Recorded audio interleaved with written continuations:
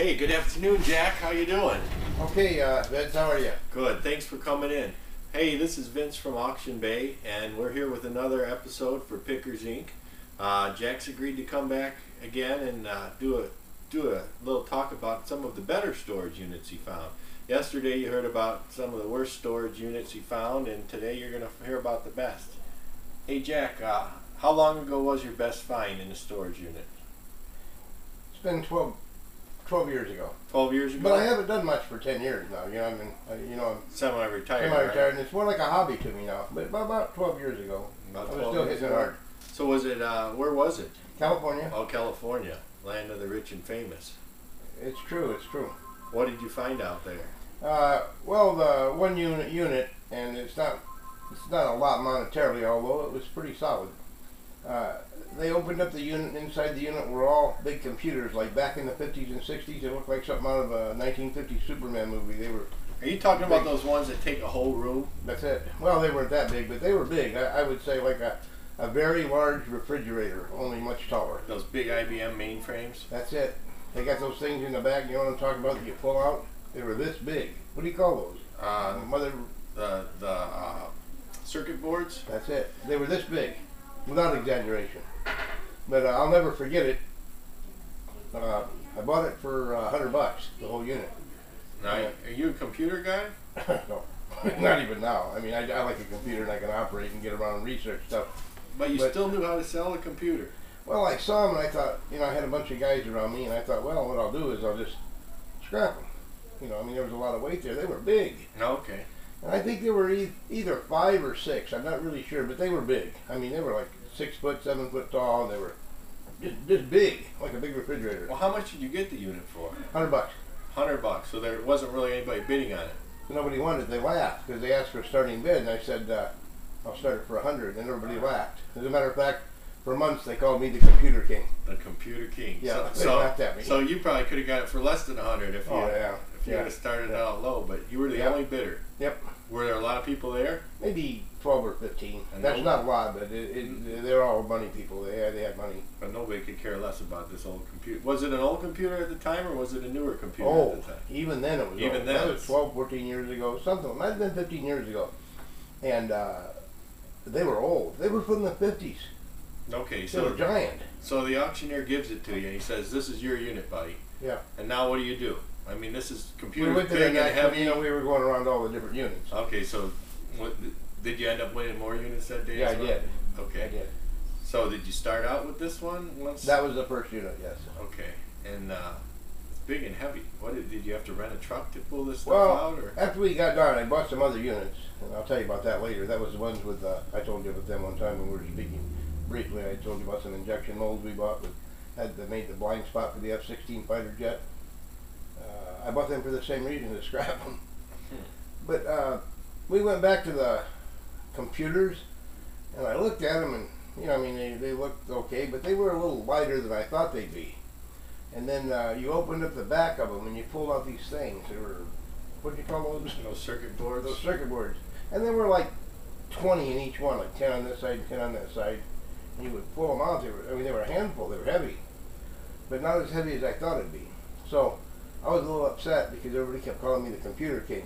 So they shoved, the guys with me, this guy Russell and Jimmy and Blue, they shoved them out, and I grabbed a hold of it, and it hit my toe, and I had boots on. It fell over. When it fell over, the whole cabinet fell over? Oh yeah, and it hit the cement, and everybody jumped out of the way. Nobody got hurt. But the thing swung open, and in the top of it was empty. It was all full of autograph books. They were folders, and inside these folders, I think there were approximately 30 of them. You open them up, and there was 1, 5s, 10s, 20s, 50s, and 100s from every country, every major country. Really? Yeah, even America. Cash. Cash. And so they were storing these in folders inside of a big computer. They were hidden inside of those computers, so I was happy with that. So some of the guys were there, and I kept saying, "Computer King." I said, "Look at this." I was a little happy. I got something in it.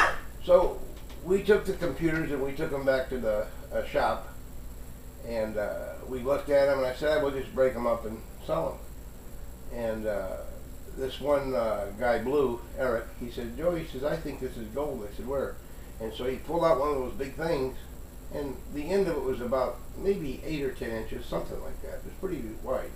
And the tips had gold fingers, like where you plug them in. Oh, okay. But I thought they were plated. So this was part of the circuit board itself, the gold. Yes. So we cut the end off of one. I was sure that it was plated because I knew how to test gold because I've been buying gold for years. It tested 18 karat gold. And some of it was better, some of it was around 20. So the tips of them. So I knew a guy, I had been into prospecting, amateur prospecting when I was young. So I knew a lot of people into that. So I gave a guy 6 of those.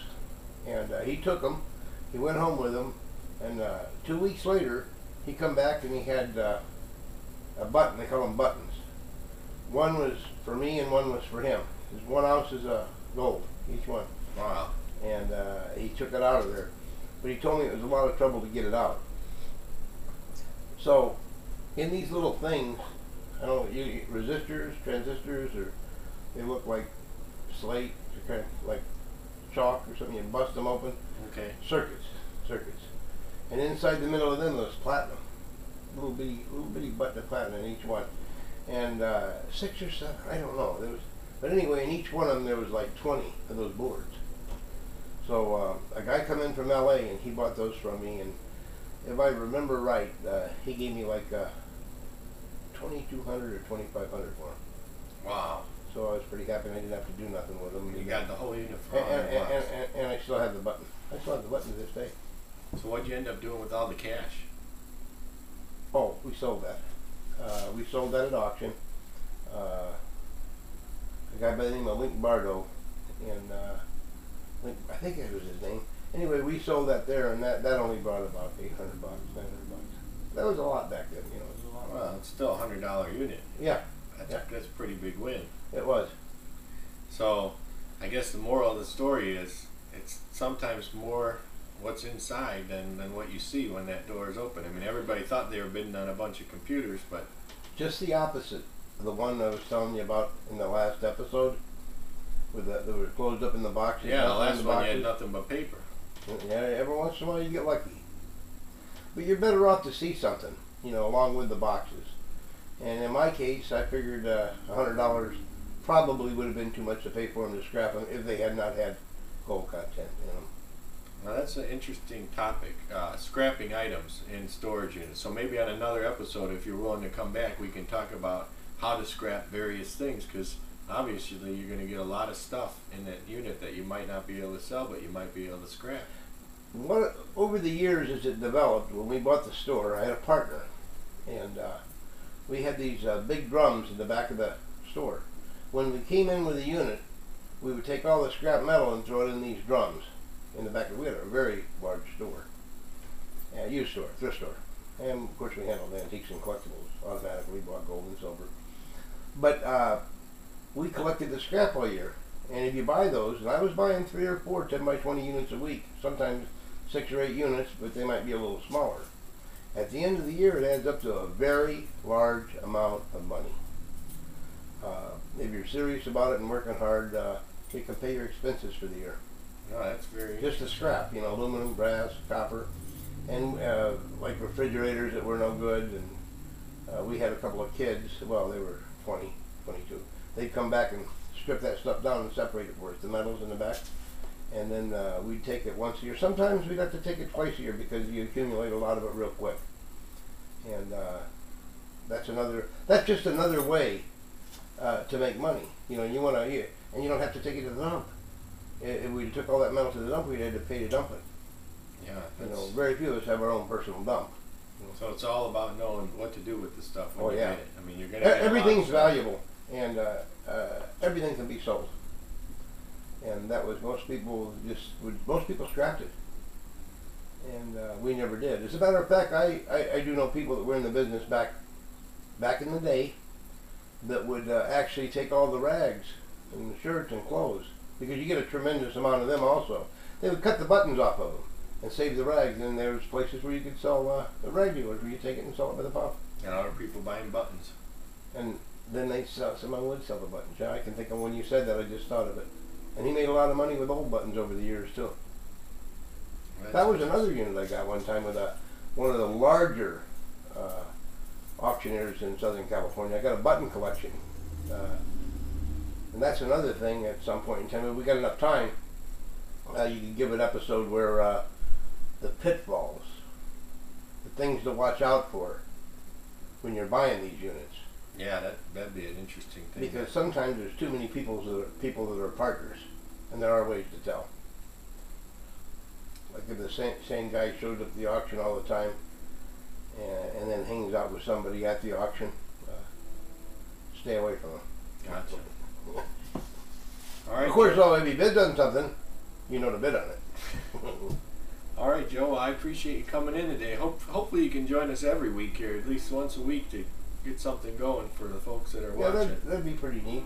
I mean, it's not a expensive business to get into, but knowing what you're doing and knowing how to get started is a real mess. Sometimes it's a little foggy, and it's a lot of hit and miss at first. It takes you several years, 3 or 4 or 5 years, just to get your act together.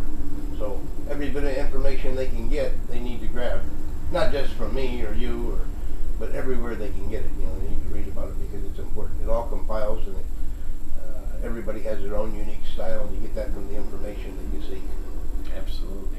Well, my plan is, Joe, for the next 9 weeks, I'd like to give 1 tip a week, and just kind of talk about, lessons learned that you've experienced. Well, I'll give you one right now, Vince. Oh yeah? What's that? Don't bet on a horse with 3 legs. That's a good idea. All right. But I'd be willing to do that. We might have to do a couple of them in a day or so, and then you can release them how you want to, but that's your business. But what we can do during that time is show them how to get in the business for nothing. Don't charge them nothing. Just give them a good outline of how to get into the business and get started. I think that's a great idea, Joe. If you got something I could help, maybe put it on the website and share it with the folks. Sure. See if we can't get everybody going and share stories amongst the people that are doing it. Of course, you were saying that you probably want to buy a storage bin and film it as you're taking it out and looking at it, and that's a real good idea. As a matter of fact, Joe, there's one next week. Oh, that's great. I'm going to bring the video camera out to it. We're gonna film the whole thing. So if you could join us for that, and oh yeah, that'd be great. Also, get a shot of it before they bid on it, so you can see how it is, and you can kind of give them hints of why you bought it or why you didn't buy it or things like that. Yeah. Or even the ones you don't buy, the reason you didn't buy it, or it's such a variable. But yeah, that's a great idea. Well, hopefully we'll go, and it'll be an interesting unit, and we will end up winning it. Then we can go through it with the camera as well. But worst case, we'll get some pictures of it and identify why it was a bad unit if it is. That's true. All right, Joe. Well, thanks again for stopping out today, buddy. Thank you very much. See you later. See you later.